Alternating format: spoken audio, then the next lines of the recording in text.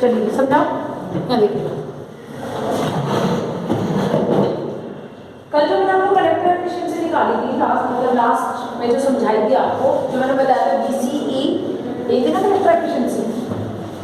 आ रहा है तो देख रहे आ रहा देखिएगा कलेक्टर एफिशिएंसी।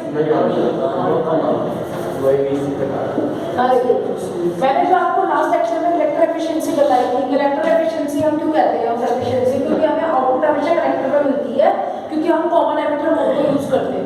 बेस के हम इनपुट लेते हैं और कलेक्टर पे हम आउटपुट लेते हैं, इसलिए वो कलेक्टर एफिशिएंसी। एफिशिएंसी मतलब आउटपुट पावर और इनपुट पावर, ठीक है। तो जो कलेक्टर एफिशिएंसी है आपकी, इसके अंदर आपका क्या फॉर्मूला क्या आया था, output power divide by input power multiply by ये परसेंटेज में आई थी। इसकी और जनरल वैल्यू हमने कैसे किया था, VCE पीक टू पीक, ठीक है, मल्टीप्लाई बाय IC, ठीक है, पीक टू पीक, यही थी। फिर क्या थी, यहाँ पे क्या था 8 VCC और ICC। समझ आ रही है बात, क्लियर है नहीं? ये वाली वैल्यू थी। आउटपुट पावर आपकी कौन सी है, AC आउटपुट पावर, और इनपुट पावर कौन सी है, DC पावर। पता है वाली बात, क्योंकि हमारा जो पावर एम्पलीफायर है वो बेसिकली क्या करता है, आउटपुट उसकी AC होती है, लेकिन जो इनपुट है पावर कैसे एम्पलीफाई करता है, जितने भी वोल्टेज सिग्नल होते हैं उसको पास करता है, प्लस जितनी भी DC आउटपुट पे लगी हुई है उसको ऐसा इनपुट सिग्नल DC को AC में कन्वर्ट करता है। ये समझाया था मैंने। तो आउटपुट पावर AC यानी कि हो गई AC output power divide by input DC power, ये समझाया था। इसीलिए ये चीज रिप्रेजेंट कर रही थी RMS वैल्यू को, और ये रिप्रेजेंट कर रही है DC वैल्यू, यही समझाया था। तो वो थी एक जनरल वैल्यू, वो एक जनरल वैल्यू थी जो आपकी ये वाली कहानी आई थी। अब हम इस वाले सर्किट के अंदर चलते हैं। यहाँ जो ये सर्किट है आपका, इस सर्किट के अंदर मैंने लिखा है कैलकुलेशंस करनी है आपको, वो तो आपने जनरल कैलकुलेशन की जिसमें आपने किसी कपलिंग का कोई जिक्र नहीं किया, ठीक है। अब उसी वाले फॉर्मूला को लेके 8 = VCE multiply by ICE divide by 8 VCC multiply by ICC, ठीक है। उसको लेते हुए हम क्या करेंगे, सारी कहानी हर कपलिंग मेथड को यूज करके उसकी एफिशिएंसी देखेंगे, क्योंकि आपका जो कपलिंग ट्रांसफार्मर होगा, जो कपलिंग टेक्निक यूज करोगे आप पावर एम्पलीफायर में, उसकी एफिशिएंसी बढ़ जाएगी। और जो सिंपल कपलिंग होगी RC कपलिंग, उसकी जो एफिशिएंसी होगी वो क्या होगी, कम होगी। तो जैसे आपको यहाँ दिखाई दे रहा है कि ये एक ट्रांजिस्टर है, ठीक है, ये आपका एक ट्रांजिस्टर है कॉमन एमिटर, ठीक है। यहाँ पे आपने पोटेंशियल डिवाइडर पैसिव को यूज किया है, बेस पे R1 R2, समझ आ रही है? ये आपकी पैसिव हो गई, ये आपका कौन सा हो गया, कपलिंग कैपेसिटर हो गया। तो R और C कौन सी कपलिंग हो गई, RC कपलिंग। समझ आ रही है बात, हाँ या ना, RC कपलिंग। यहाँ पे ये इनपुट आ गई आपकी, समझ आ रही है बात, ये RC कपलिंग आ गई। यानी ये काम हम किसके लिए कर रहे हैं, calculation of series feed class A power amplifier, या आप कह सकते हो सीरीज फीड RC कपलिंग, ऐसे भी कह सकते हैं RC coupling class A power amplifier collector efficiency, ठीक है। R1 R2 ये आपका कैपेसिटर, ये आपका कैपेसिटर कहेंगे ट्रांजिस्टर होगा, ये कपलिंग कैपेसिटर होगा, आपको ऑलरेडी पता है। AC को पास करेगा, DC को ब्लॉक करेगा। ये आपका RC हो गया, ये RE होगा, ये आपका बाईपास कैपेसिटर होगा। ये भी आपको पता है, जितने भी AC इनपुट जनरेट होंगे वोल्टेज या करंट, वो उसकी इस वाले को डिस्टर्ब नहीं होने देगा, बाईपास कर देगा जितने भी AC कंपोनेंट यहाँ पे प्रोड्यूस होंगे। ये मैंने आपको पहले बता चुका हूँ। अब आप क्या करोगे, यहाँ पे समझिएगा जरा इसको, इसके आपने ये वाला आउटपुट कैरेक्टरिस्टिक्स ड्रॉ किया किसका, ट्रांजिस्टर का। यहाँ देखो भाई, आउटपुट कैरेक्टरिस्टिक्स ड्रॉ किया, ठीक है। ग्राफ है कौन सा, X axis Y axis. X axis पे आप क्या दिखा रहे हो, वोल्टेज को दिखा रहे हो, यहाँ समझिएगा। एक्स एक्सिस यहाँ दिखा, यहाँ समझिए, एक्स एक्सिस पे वोल्टेज दिखा रहे हो और वाई एक्सिस पे करंट दिखा रहे हो, सिंपल सी बात। ये कैरेक्टरिस्टिक्स है, ठीक है, कॉमन एमिटर। मैंने इसका वो बना रखा है, वीडियो बना रखी है लास्ट सेमेस्टर, ठीक है, वहां से इसकी ये डायग्राम, ठीक है। अब हमें क्या करना है, क्योंकि हमें इसे ऐसा एम्पलीफायर यूज करना है, तो हमें क्यू पॉइंट को बिल्कुल मिड में रखना है। तो क्यू पॉइंट आपका मिड में आ गया, ठीक है, ये आपका लोड है, ठीक है, ठीक है। तो अब यहाँ देखिएगा जरा, अब कहानी आती है मैडम, ये वोल्टेज है, ये करंट है, ठीक है। अब ध्यान से समझो, ये वोल्टेज है, ये करंट है, तो एमीटर वाला इनपुट किस पे मिल रही है? बेस पे। और आउटपुट किस पे मिल रही है? कलेक्टर पे। इनपुट किस पे मिल रही है? बेस पे। यहाँ ध्यान से समझो। और आउटपुट किस पे मिल रही है? कलेक्टर पे। पहले ध्यान से समझ लो, हमें इनपुट से कोई लेना देना नहीं है, हमें तो आउटपुट पावर देखनी है, ठीक है, हमें आउटपुट देखनी है। तो मैं कौन से, दो ही कैरेक्टरिस्टिक्स आते हैं आपके, एक तो इनपुट कैरेक्टरिस्टिक्स और एक आउटपुट कैरेक्टरिस्टिक्स। इनपुट कैरेक्टरिस्टिक्स में आप इनपुट वोल्टेज और इनपुट करंट लोगे, और आउटपुट कैरेक्टरिस्टिक्स में आउटपुट वोल्टेज और आउटपुट करंट। समझ आ गई मेरी बात? हाँ या ना? दो ही कैरेक्टरिस्टिक्स होते हैं किसी भी ट्रांजिस्टर के, चाहे वो कॉमन एमिटर हो, चाहे कॉमन बेस हो, चाहे कॉमन कलेक्टर हो। क्या होता है? इनपुट कैरेक्टरिस्टिक्स और आउटपुट कैरेक्टरिस्टिक्स। इनपुट का मतलब है इनपुट वोल्टेज, इनपुट इधर वोल्टेज दिखाते हैं, इधर करंट दिखाते हैं। इनपुट वोल्टेज, इनपुट करंट, और जब output characteristics output voltage, output current, ठीक है। अब मुझे यहाँ पे क्या यूज करना है? आउटपुट देखनी है मुझे, आउटपुट कैरेक्टरिस्टिक्स। तो आउटपुट कैरेक्टरिस्टिक्स का ऐसा होता है, समझ आ रही है ना? अब हम क्या करते हैं, हमें क्यू पॉइंट बिल्कुल मिड में चाहिए, उसका रीजन मैं बताऊंगी क्यों। पहले आप एक चीज वन बाय वन एक चीज समझिए।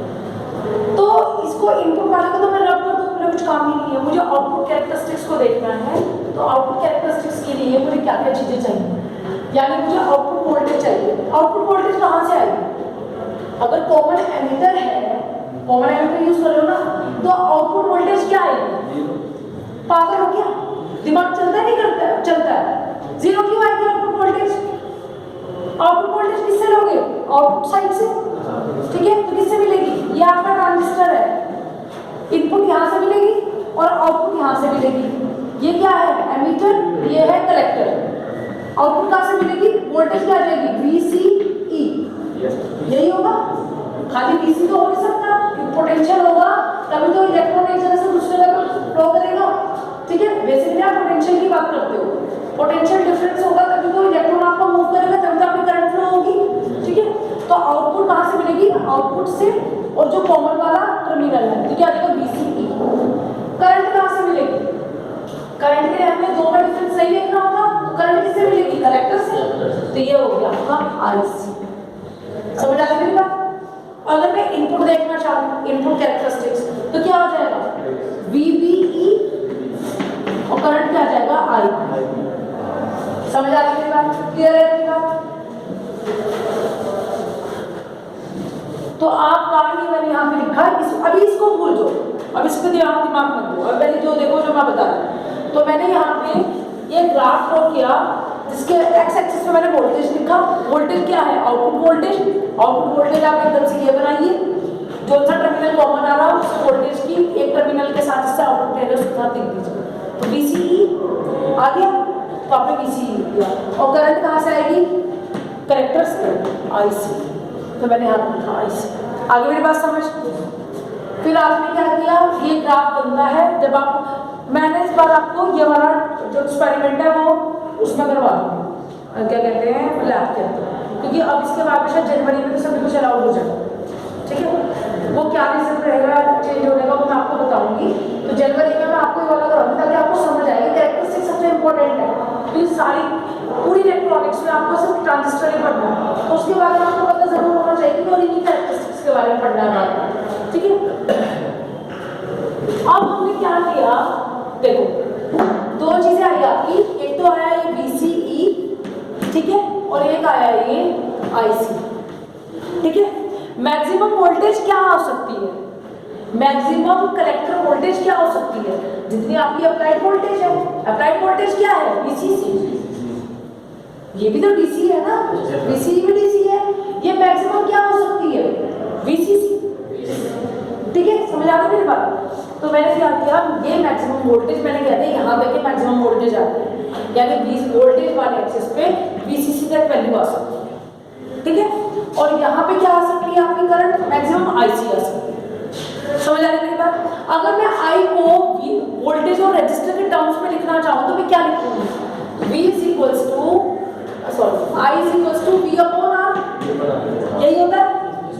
समझ आ रही मेरी बात? तो मुझे IC की वैल्यू लिखनी है। IC की वैल्यू क्या है? VCE पहले समझ लो, आईसी की वैल्यू है VCE अपॉन RE, यही तो आएगा VCC अपॉन RE। अब जो VCE की वैल्यू है वो मैक्सिमम वैल्यू क्या हो सकती है? VCE की मैक्सिमम वैल्यू हो सकती है VCC, ठीक है। अब इसमें इसकी मैक्सिमम वैल्यू दी मैंने VCC अपॉन RC, समझ आ गई मेरी बात? हाँ या ना? आई बराबर क्या होगा? V अपॉन RK, आई बराबर किसके? V upon RK। अगर आप इस तरफ देखो तो यही तो आएगा VCE अपॉन RE, ये तो आएगा बच्चे इस तरफ से। I is equals to V upon R, V की वैल्यू क्या है? VCE, और R की वैल्यू क्या है? RE, खत्म। ये वाली वैल्यू आपकी यहाँ पे आ गई। अब ये जो मैक्सिमम वैल्यू है VCC अपॉन IC की जगह VCC अपॉन RC, वो तो यहाँ होगी। अगर मैं इसको बीच में ले लूँ, अगर मैं आपसे पूछूं कि यहाँ वैल्यू बताऊँ मुझे क्या होगा IC की, अगर मैं यहाँ पे बताऊँ, यहाँ पे IC की वैल्यू VCC अपॉन RC यहाँ होगी, ठीक है, क्योंकि लोड लाइन ऐसे है ना, क्यू पॉइंट तभी बीच में आएगा ना, तो आप इसको ऐसे लोगे डीसी लोड लाइन। अब अगर मैं बीच में पूछूं तो IC की वैल्यू क्या आएगी? VCC अपॉन RC आएगी, VCC अपॉन RC आएगी या कुछ और आएगी? हाफ हो जाएगी, तो ये वैल्यू जाएगी VCC अपॉन हाफ, ठीक है, RC। समझ आ गया मेरी बात? क्लियर हो गया? क्योंकि जब आपका VCC यहाँ पे वैल्यू जब आप बीच में लेके जाओगे, क्यू पॉइंट देखो ना, क्योंकि हमें क्यू पॉइंट मिड में रखना है, क्योंकि फुल स्विंग तभी आएगा। ये देखिएगा, अभी बताती हूँ, देखो इसका मैक्सिमम पॉइंट, इसको समझा दूँ एक बार, ये मैक्सिमम पॉइंट था इसका, ये मैक्सिमम पॉइंट था इसका, ठीक है, और ये था मेरा क्यू पॉइंट। तो आपने क्यू पॉइंट से पीछे एक लाइन खींची, ठीक है, इधर से एक लाइन खींची, फिर एक लाइन आपने इस वाले पॉइंट से खींची, इस वाले से, ठीक है। उसके बाद आपने क्या किया? वैल्यू डाली, तो ये क्यू पॉइंट, फिर आपका क्या होगा, जैसे मैंने आपको बताया था, ऐसे ऐसे ले जाते, बस ज़्यादा कॉम्प्लिकेटेड नहीं करेंगे उसको, ठीक है। जब आपका क्यू पॉइंट मिड में होगा तो ये वाला पूरा प्रोसेस हो रहा है, ये वाला पूरा प्रोसेस हो रहा है, तो आपकी जो आउटपुट आएगी वो फुल 360 डिग्री के लिए आएगी, ठीक है। आगे मेरी बात समझ, इसको पॉज करो, पॉज करो, आता है पॉज करना, ये देखो, समझ आएगी नहीं बात आपको? यहाँ देखो, इतनी बात सबको समझ आ रही है? तो इसमें क्यू पॉइंट अगर, अच्छा इसमें आपको ये समझ नहीं आया होगा कि क्यू पॉइंट अगर बीच में ना रखे तो क्या होगा? अगर मैं क्यू पॉइंट को थोड़ा सा नीचे खिसका दूं, क्यू पॉइंट को मैं सपोज यहाँ खिसका दूं, यहाँ समझ लो, यहाँ समझ, तो अगर मैं क्यू पॉइंट को यहाँ खिसका देता हूँ, ये क्यू पॉइंट इधर, ये क्यू पॉइंट ऐसे ही होगा, इससे ऊपर ऊपर चलेंगे तो सीक्वेंस में क्यू पॉइंट को हमने ऐसे लिया ना, ऐसे ऐसे।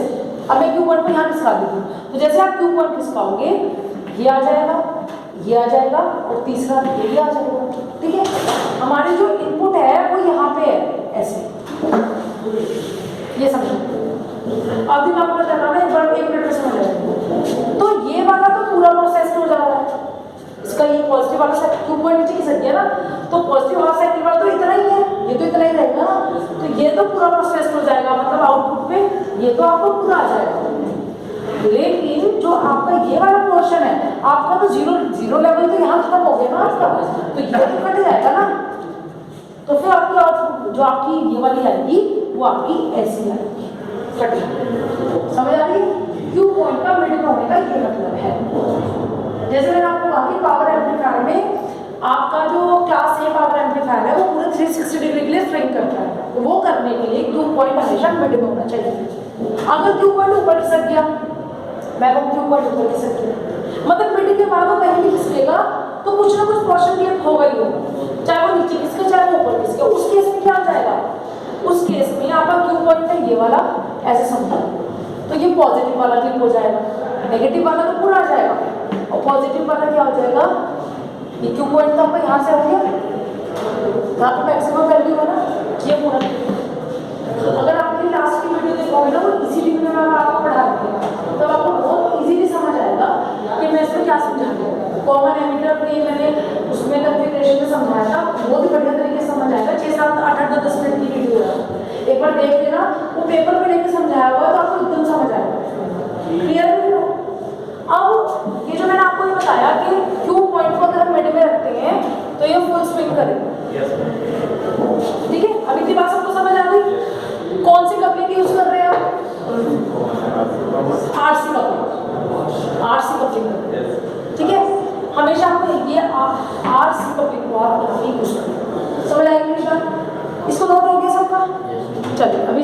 क्या इसकी एफिशिएंसी निकालना। हाँ, मैं इसमें क्या बता रही थी, वैसे आधा योगेश से मैंने पूछा तो उससे मेरे को बता देते, हमें याद है इसी अभी आपको यहाँ पता लग गया ये मैक्सिमम वैल्यू कहाँ तक जाएगी, जो तो ये पावर सप्लाई है उससे ज़्यादा आउटपुट वोल्टेज आपकी इनपुट वोल्टेज से ज़्यादा तो नहीं जा सकती ना, उससे कम तो रह सकती है पर उससे ज़्यादा नहीं जा सकती। तो मैंने मान लिया कि मैक्सिमम वैल्यू, मैंने मान लिया कि आइडियल कंडीशन है, कोई ड्रॉप नहीं हुआ, तो बीसी की वैल्यू मैक्सिमम कहाँ तक जा सकते हैं, बीसीसी तक, और मैक्सिमम करंट कहाँ तक जा सकते हैं, आईसी तक, और आईसी की वैल्यू किसके टर्म में ली आपने, वोल्टेज और रेजिस्टेंस के टर्म हो जाएगा। और अगर मिड में लूँ तो यहाँ पे वैल्यू आपकी हाफ हो जाएगी, हाफ बीसीसी अपॉन आरसी, यही होगा बच्चे। अच्छा, अब आप एक बार इस तरफ चलो, यहाँ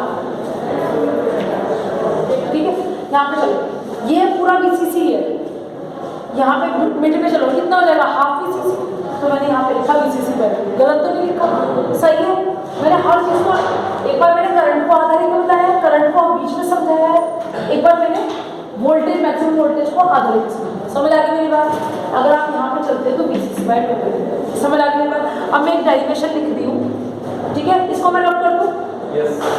इसकी क्या एफिशिएंसी जो है ये क्लास ए पावर एम्पलीफायर की मेन कहानी ये है कि मैंने आपको ये लिखवाया कि एफिशिएंसी 25% के आसपास होती है, मुझे उसको सिग्निफाई करना है कि वैसा होता है या नहीं होता है, तो वो हम अब निकालेंगे। देखिए, जब एसी सिग्नल अप्लाई करते हैं, जब एसी सिग्नल अप्लाई किया जाता है इस सर्किट पर, जब एसी सिग्नल अप्लाई किया जाता है तो आउटपुट वोल्टेज और करंट, तो आउटपुट वोल्टेज और करंट Q पॉइंट के दोनों तरफ चेंज होता है, दोनों तरफ चेंज होता है।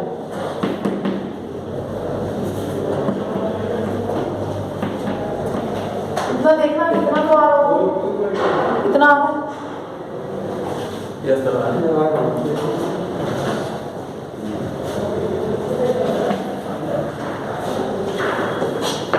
चेंज होता है। अभी देखिए, सिमेट्रिकल स्विंग के लिए, स्विंग का मतलब सिमेट्रिकल स्विंग के लिए मतलब जितना ऊपर उतना नीचे, ठीक है। सिमेट्रिकल स्विंग के लिए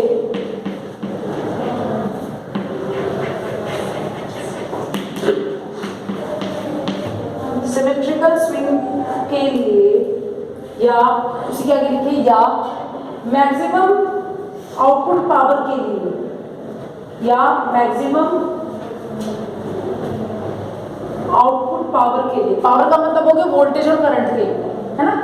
मैक्सिमम पावर के लिए Q पॉइंट को डीसी लोड लाइन के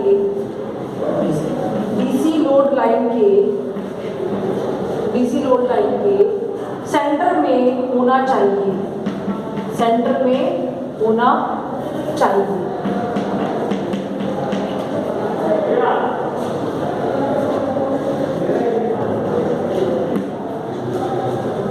उसके बाद में आपको ये नोट कर दो, समझ आए तो नोट कर लीजिए, नहीं समझ आए तो 2 मिनट रुक जाइए।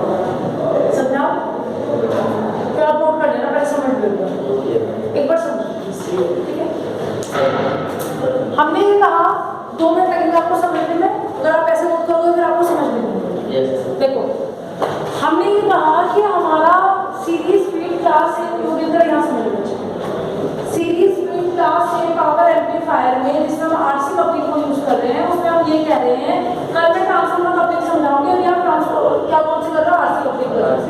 आरसी कपलिंग क्लास से पावर एम्पलीफायर की कलेक्टर एफिशिएंसी निकालनी है। Collector efficiency is equals to output power divide by input power, ठीक है। आउटपुट पावर एसी है और इनपुट पावर डीसी है। ये हमारा पावर एम्पलीफायर है, एसी को डीसी में, डीसी को एसी में कन्वर्ट होगा, डीसी को एसी, तो इनपुट क्या हुआ, डीसी, ठीक है। आज नहीं कल पढ़ाऊंगी आपको, ठीक है, कल सुबह ही पढ़ाऊंगी, ठीक है, 1 घंटा को। अब देखो यहाँ, उसके बाद में आप यहाँ देखो, अब इसमें एक कहानी हमने ये कही है क्या, जो आपका क्यू पॉइंट है वो ट्रांजिस्टर के बिल्कुल मिड में होना चाहिए, हाँ या ना, ये चीज समझाई ना। तो क्यू पॉइंट आपका मिड में होगा तभी आपको फुल स्विंग मिलेगा, क्योंकि क्लास ए पावर एम्पलीफायर यही कहता है कि आपको मैक्सिमम पावर आपकी तभी मिल सकती है, चाहे वो 30% मिले चाहे वो 40% मिले, ठीक है। मैक्सिमम पावर तभी मिलेगी अगर आपका बिल्कुल सेंटर में हो, ठीक है, क्यू पॉइंट, जैसे मैंने अभी आपको समझाया। तो अब यहाँ चलते हैं, ये चीज मैं आपको ऑलरेडी बता चुकी हूँ। तो क्यू पॉइंट अगर मिड में है तो VCE मैक्सिमम वो तो ऊपर थी वैल्यू, मिड में जो क्यू पॉइंट जब मिड में आया था तो VCE की वैल्यू क्या थी, VCC/2, हाँ या ना, देख लो अपने ग्राफ में, VCC/2 मिड में क्यू पॉइंट के पास जो क्यू पॉइंट था VCC/2, VCE बराबर VCC/2, अप्लाइड वोल्टेज का हाफ हो जाएगा, डीसी वोल्टेज का हाफ हो जाएगा, ऐसा ही होगा।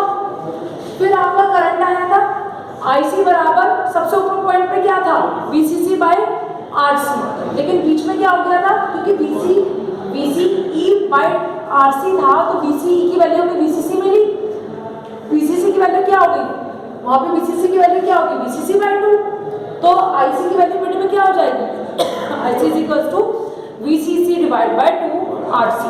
समझ आ रही है मेरी बात, ये ऑपरेटिंग पॉइंट पे, और ऑपरेटिंग पॉइंट हमारा क्या है, क्यू पॉइंट। अगर वो आपसे कभी कहे कॉम्पिटिटिव एग्जाम्स में कि मैंने क्यू पॉइंट मिड में ना लेके ऊपर शिफ्ट कर दिया, तो फिर ये कहानी इस तरीके से नहीं रही, ये केवल क्यू पॉइंट के ऊपर डिपेंड करती है। मैं क्यू पॉइंट को सेंटर में लेकर समझा रही हूँ, क्योंकि मैं अपने ट्रांजिस्टर को एज एन एम्पलीफायर यूज कर रही हूँ, मैं यहाँ पावर एम्पलीफायर की बात कर रही हूँ। एम्पलीफायर के लिए क्यू पॉइंट हमेशा मिड में होना चाहिए, समझ आ गई मेरी बात। इतनी कहानी आने के बाद अब हम क्या कर रहे हैं, क्योंकि हमें एफिशिएंसी जो है वो output power divide by input power है, ये एसी पावर है या डीसी पावर है, इसके लिए मुझे एसी वैल्यू निकालनी है, इसके लिए मुझे डीसी वैल्यू निकालनी है। डीसी के लिए तो कोई दिक्कत नहीं है, V multiply by I, VCC multiply by IC, खत्म हो जाएगा। मेन कहानी किसकी है, एसी। एसी के लिए हमें आरएमएस वैल्यू लेनी पड़ती है, आरएमएस वैल्यू किससे निकलते हैं, peak to peak. Peak to peak का मतलब है इस पीक से इस पीक, समझ आ गई मेरी बात। तो पीक टू पीक तक की वैल्यू आपको लेनी है, तो आप पहले हम VCE की वैल्यू निकालेंगे, तो VCE की वैल्यू क्या रहेगी, पीक टू पीक यानी मैक्सिमम वैल्यू, इससे ज़्यादा मैक्सिमम तो नहीं हो सकती, इसलिए मैंने इसको मैक्सिमम रखा। तो वो वैल्यू क्या आएगी, मैक्सिमम वैल्यू VCC।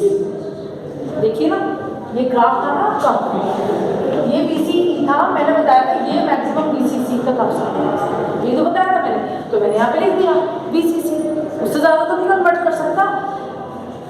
आउटपुट जो आएगी वो इनपुट के अगर इक्वल भी मान लो, अगर आइडियल कंडीशन है तो अप्लाइड वोल्टेज जो है डीसी है, उस डीसी को ही तो एसी में कन्वर्ट कर रहा है, तो जितनी अप्लाइड इनपुट डीसी है उससे ज़्यादा वैल्यू तो नहीं हो सकती। वो वैल्यू कितनी है, अप्लाइड वोल्टेज डीसी वोल्टेज कितनी है, VCC, तो मैंने इसको मैक्सिमम बता दिया कि पीक टू पीक में VCC है, समझ आ गई। और ये मैंने आपको ग्राफ से भी समझा जो मैंने यहाँ लिखा, ठीक है। आगे इसी तरह आप करंट के लिए चले, करंट में क्या था आपका, I बराबर V/R, तो VCE/RC, VCE की वैल्यू क्या है, VCE की वैल्यू कितनी मानी है मैंने, VCC, तो VCC/RC, ये मैंने यहाँ लिखा। करंट अगर वोल्टेज मैक्सिमम है तो करंट भी मैक्सिमम होगी, पीक टू पीक पे आप वोल्टेज देख रहे हो उतनी आप करंट देखोगे, वो आइडियल कंडीशन मान रहे हो ना आप, उसमें आइडियल कंडीशन लेके चल रहे हो, ड्रॉप होगा बिल्कुल होगा, लेकिन हम उसे ड्रॉप मान के नहीं चलेंगे, हम तो आइडियल कंडीशन लेके चलेंगे, जो हमें डेटा शीट उठा के दिया हम उसके हिसाब से काम करेंगे।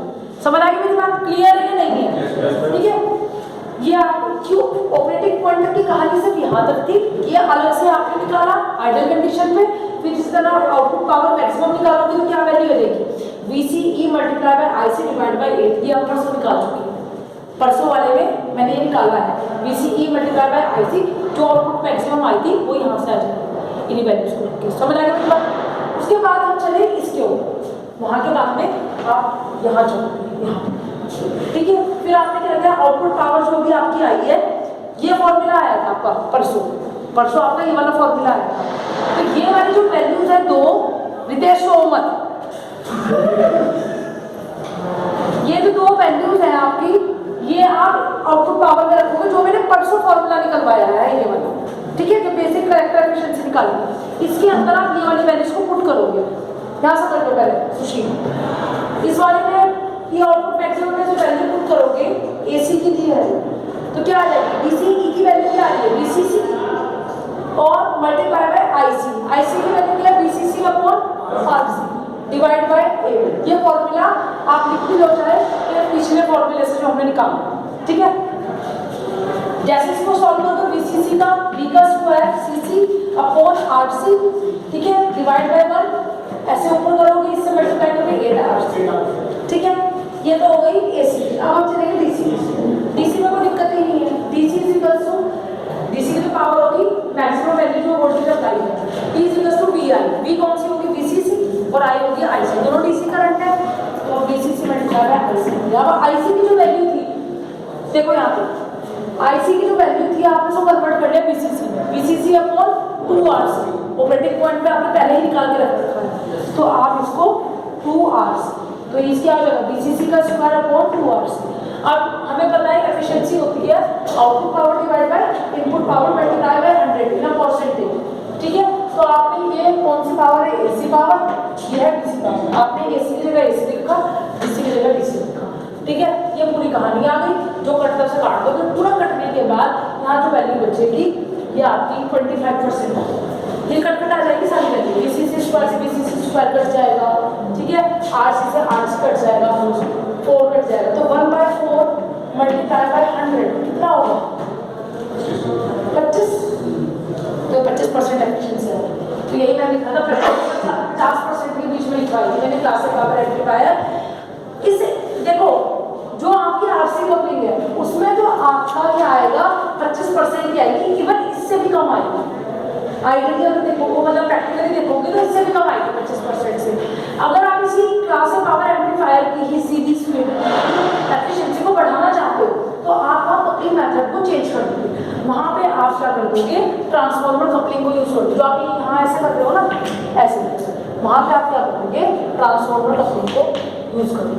और ये आपको तभी समझ आएगा जब आप डेली कॉलेज के अंदर आएंगे। एक दिन जब ये कहने में छोटा सा टॉपिक है, लेकिन अगर मैं खाली उठा के इसको समझा देती तो आपको कुछ समझना आता, फिर आपको याद करते हैं, आपको ये समझना आता है कि मैं कहाँ से कौन सी चीज़ हम डिराइव करते हैं।